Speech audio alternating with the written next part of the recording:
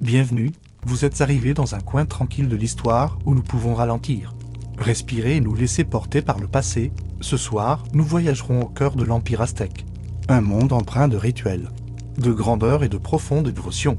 C'est un lieu souvent connu pour ses pyramides imposantes, ses marchés animés et, surtout, ses célèbres cérémonies de sacrifice. Mais derrière ce spectacle grandiose, régnait le rythme paisible et quotidien de ceux qui accomplissaient ces rituels sacrés. Nous commencerons par une douce immersion dans leur monde, afin de comprendre pourquoi vous ne survivriez pas une journée en tant que serviteur sacrificiel. Aztèque, une vie de discipline, de répétition et de responsabilité solennelle. De là, nous explorerons la vie d'un souverain qui a vu son empire s'effondrer. Nous nous laisserons emporter et par les mystères des cités antiques dont les secrets demeurent enfouis sous terre. Et enfin, nous visiterons les jardins, les palais et le luxe paisible de l'élite aztèque. Alors, trouvez un endroit confortable pour vous reposer. Laissez votre respiration s'apaiser. Et ensemble, nous entamerons ce voyage lent et mesuré à travers les différentes facettes de la vie aztèque. Imaginez-vous au pied du Templo Mayor, le grand temple qui domine l'horizon de Tenochtitlan. La pierre sous vos pieds est chaude sous le soleil implacable et l'air est chargé d'odeurs mêlées d'encens, de pierres humides et d'une vague trace de quelque chose d'autre, quelque chose de métallique qui persiste autour des plateformes cérémonielles. Vous êtes l'un des innombrables serviteurs qui servent silencieusement le cycle incessant de préparation, de cérémonie et de purification. Vous n'êtes pas un prêtre, vous n'êtes pas un guerrier. Vos journées commencent bien avant le lever du soleil. Les Aztèques croyaient que l'univers lui-même dépendait de l'équilibre, d'offrandes soignées, de rituels accomplis avec précision. Les dieux, vous dit-on, doivent être nourris, les marches du temple doivent être frottées quotidiennement, non seulement pour effacer les traces visibles des cérémonies précédentes, mais aussi pour restaurer le sol sacré. Le nettoyage est méticuleux, effectué sous la supervision de prêtres qui relèvent silencieusement la moindre imperfection. Votre première tâche consiste à préparer les espaces cérémoniels. Cela ne se fait pas rapidement. Les marches de pierre sont raides et nombreuses, le travail est répétitif, l'eau lourde, les pinceaux rugueux sous vos mains. Vous apprenez vite qu'il n'y a pas lieu de se plaindre. Le rythme de votre vie est lié à ces rituels rythmés par le cycle incessant des fêtes, des saisons et des calendriers sacrés. Les marches résonnent des pas légers des assistants, du murmure discret des prêtres, du chant régulier de l'assemblée. Lorsque vient le temps des grandes cérémonies, vos tâches se multiplient. Vous participez à la préparation des offrandes, vous guidez les participants, portez les instruments sacrés. Vous vous assurez que chaque détail est impeccable.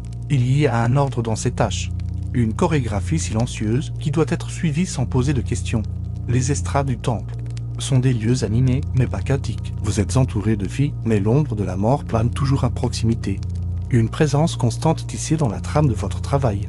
Vous pourriez être chargé de porter des offrandes dans les escaliers raides, les jambes lourdes sous le poids du soleil qui tape sur votre dos, ou bien vous pourriez être affecté à la purification silencieuse qui suit les cérémonies, où les pierres doivent être à nouveau frottées, les autels purifiés, les outils sacrés lavés et rangés avec une révérence méticuleuse. Ce travail est physiquement exigeant et spirituellement lourd. Vous êtes un serviteur de la grande machine du rituel. Vos propres désirs et inconforts mis de côté au service de quelque chose de bien plus grand que vous. Ce rôle est peu glorieux. Votre nom ne sera pas retenu. Vous êtes un élément mobile d'un cycle sacré, une vie liée à la tradition, à la répétition et au tic-tac régulier du calendrier solaire. Et pourtant, ce rythme est peut-être réconfortant, une certitude, un but, une place dans la trame complexe de l'univers. Le travail est sans fin, mais il est connu. Les tâches sont ardues, mais elles sont claires. Alors que le soleil se couche sur Tenochtitlan, vous vous préparez à nouveau à la purification, les mains rugueuses, les pieds endoloris. Mais le chemin vous est familier. Le rythme de votre vie, téléphone, le calendrier qui tourne, se poursuit, jour après jour, offrande après offrande, retournant toujours au commencement. Dépassons maintenant doucement la vie des serviteurs pour nous concentrer sur l'histoire d'un empereur qui vit son monde s'effondrer. Plongeons-nous maintenant dans la vie de Moctezuma II, l'empereur qui régna sur l'empire aztèque à son apogée et qui assistera à sa chute dévastatrice. Imaginez Moctezuma perché au sommet des imposants remparts de son palais de Tenochtitlan. Depuis ses appartements, la ville entière s'étend devant lui, une étendue éblouissante de temples, de canaux, de jardins flottants et de marchés, vibrant de vie. Moctezuma n'était pas seulement un souverain, il était considéré comme un dieu vivant, le pont terrestre entre son peuple et le divin. Sa parole façonnait les lois, son regard imposait la crainte, ses rituels maintenaient l'équilibre de l'empire. Et pourtant, sous le poids de son pouvoir, le malaise régnait toujours. Son règne fut marqué par des signes, une météo inhabituelle, Des présages étranges dans le ciel, des visions inquiétantes. Les calendriers sacrés furent soigneusement consultés. Et les prêtres murmurèrent des changements à venir, sans toutefois pouvoir les expliquer pleinement. Puis, la nouvelle arriva. Des hommes étrangers avaient débarqué sur des rivages lointains, la peau pâle, vêtus de métal et chevauchant des animaux comme les Aztèques n'en avaient jamais vu. Hernán Cortés et son expédition espagnole allaient bientôt marcher vers le cœur de l'Empire. Pour Moctezuma, il ne s'agissait pas seulement d'une préoccupation militaire, mais d'une crise spirituelle. Ces hommes étaient-ils des dieux, des messagers? Ou bien étaient-ils tout autre chose? Il envoya des émissaires porteurs de présents or, jade, plumes fines peut-être pour apaiser ces étranges visiteurs, peut-être pour les retarder. Les choix de Moctezuma furent prudents.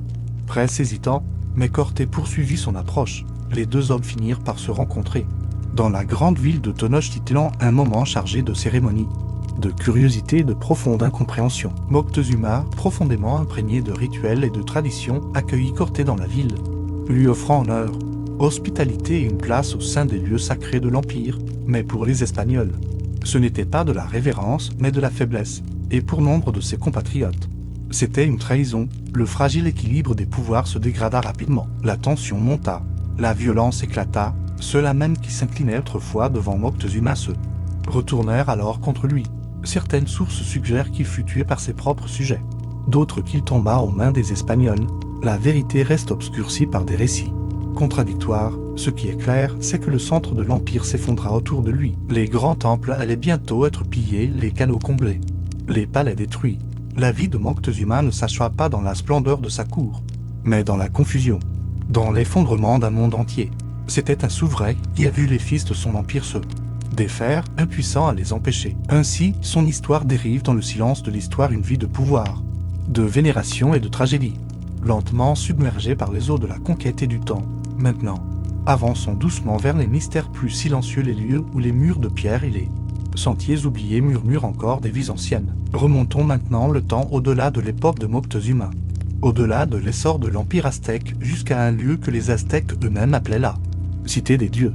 Nous arrivons à Teotihuacan, une immense cité de pierre et de silence, dont les larges avenues s'étendent jusqu'à la lointaine pyramide du Soleil. À l'époque de Moctezuma, Teotihuacan était déjà ancienne. Les Aztèques arpentaient ces ruines imposantes avec révérence et confusion. Ils ne l'ont pas construite. Ils ignoraient qu'il avait construit. Les bâtisseurs de Teotihuacan n'ont laissé aucune trace écrite. Leur langue est inconnue. Leurs noms ont été effacés par les siècles. Il ne reste que la pierre, des avenues alignées avec les cieux, des pyramides massives et des temples qui bourdonnent encore faiblement du poids de leur vocation. Oubliée, l'avenue des morts traverse le cœur de la ville, bordée d'immeubles d'habitation et de plateformes cérémonielles et TRF animées. Quel était cet endroit? Était-ce un centre religieux, une capitale politique, ou quelque chose de complètement différent? Les archéologues ont découvert des peintures murales peintes avec des pigments brillants, des représentations de créatures étranges, de personnages masqués, de symboles abstraits dont la signification nous échappe encore. Sous la pyramide du Soleil, un tunnel secret a été découvert, s'étendant profondément sous terre. À l'intérieur, on trouvait des traces de pyrite et des pierres brillantes disposées de manière à imiter le scintillement de l'eau, peut-être une tentative de créer un passage souterrain, un miroir scintillant du divin. Mais pourquoi la ville a-t-elle été si méticuleusement abandonnée? Il n'y a aucun signe évident de conquête ou de catastrophe naturelle. Il semble qu'à un moment donné, les habitants de Teotihuacan soient tout simplement partis.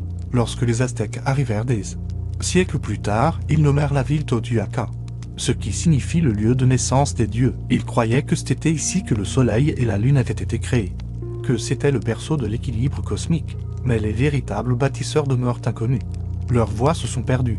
La cité se dresse dans un silence digne, ses secrets soigneusement gardés par des murs de pierre et des chambres souterraines. Alors que vous parcourez les larges avenues dans votre esprit, la brise légère porte le parfum de la terre et des fleurs lointaines. Les pyramides s'élèvent doucement dans le ciel, immuables par le temps, et quelque part sous vos pieds, des tunnels cachés s'étendent dans la terre, leurs histoires attendant toujours. Sortons maintenant de ces ruines silencieuses et pénétrons dans les jardins et les chambres dorées de l'élite aztèque, où la vie se déroulait à des rythmes bien différents.